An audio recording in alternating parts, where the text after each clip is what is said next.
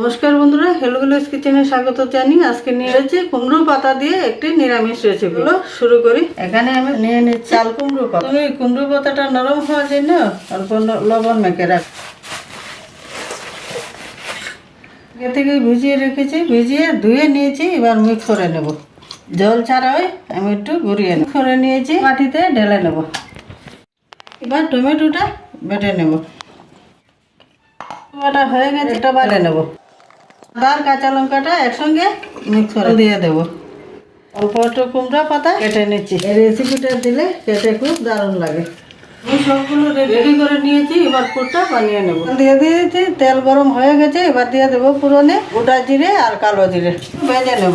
সব ভাজা হয়ে গেছে, সুন্দর বেরিয়েছে। এবার দিয়ে দেবো আদা কাঁচা লঙ্কা।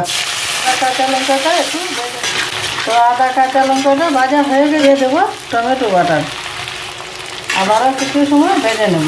দিয়ে দেবো হলুদ, দিয়ে দেবো লবণ, অল্প চিনি। সব মশলা একসঙ্গে চালু হয়ে গেছে, এদিকে তেলও ছেড়ে গেছে। এবার কেটে রাখা কুমড়ো পাতাগুলো দিয়ে দেবো। দিয়ে একসঙ্গে ভালো করে কষিয়ে নিয়েছি। আর দিয়ে দেবো কেটে রাখা ডাল। আবারও মিশিয়ে ডাল বাটাটা ধুয়ে অল্প একটু জল দিয়ে দেবো। দিয়ে ভালোভাবে কষানো হয়ে গেছে, আর কড়াই থেকে ছেড়ে যাচ্ছে, তুলে নেবো। তো বন্ধুরা, পুরটা আমার রেডি হয়ে গেছে, আটা দেওয়া হয়ে গেছে। এবার একটা বড়ার আকারে বানিয়ে নেব। এই যে কুমড়ো পাতা লবণ মাখিয়ে রেখেছিলাম, নরম হয়ে গেছে। এবার এইভাবে চিপে, তো আমার কুমড়ো পাতাগুলো নরম হয়ে গেছে, বড়ার আকারে বানিয়ে নেব। আমি 2টি পাতা দিয়ে দিলাম। 2টি পাতা দিলেও কোনো অসুবিধা হবে না। থেকে পুর নিয়ে পাতাটা ভালো করে মুড়িয়ে দিতে হবে। এখানে আমি একটা বড়া বানিয়ে নিলাম। এইভাবে সবগুলো বড়া বানিয়ে নেব। একটাও দিতে পারো, 2টোও দিতে পারো, অসুবিধা নেই।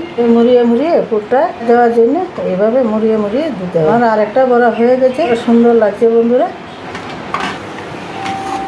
আমার পাতা দিয়ে বড়া এবার ভেজে নেব। গরম হয়ে গেছে, এদিকে পাতাটা মুড়িয়ে রেখেছি, ওই এদিকে দিয়ে দেবো। লাড়াটা কমিয়ে রেখে এখন দিয়ে ভেজে নেব। পাতা দিয়ে আর মুগ ডাল দিয়ে তো সুন্দর একটা হয়েছে। তোমরা ওইভাবে নিরামিষ দিনে বানিয়ে খেয়ে দেখবেন, দারুণ লাগে। একদম মুচমুচে হয়েছে। করেও চাল কুমড়ো পাতা দিয়ে অনেকটা টেস্টি লাগে খেতে। যদি ভালো লাগে লাইক শেয়ার কমেন্ট করে পাশে থাকবেন। তো দেখো বন্ধুরা, গরম গরম ভাতের সঙ্গে পরিবেশন করো।